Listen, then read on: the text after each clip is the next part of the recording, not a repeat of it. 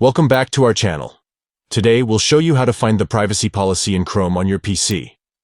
Protecting your privacy online is essential, so let's get started with these simple steps. Step 1. Open Chrome. Launch the Chrome browser on your PC by double-clicking its icon. Step 2. At the top right, click More. Look for the 3 vertical dots located in the top right corner of the browser window and give it a click. Step 3. Click on Settings. From the drop-down menu, select the Settings option. Step 4.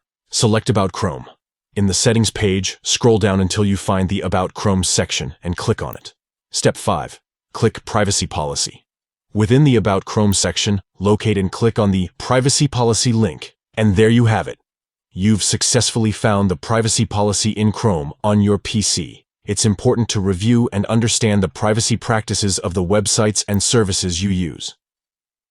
If you found this tutorial helpful, don't forget to give this video a thumbs up and subscribe to our channel for more useful tips and tricks.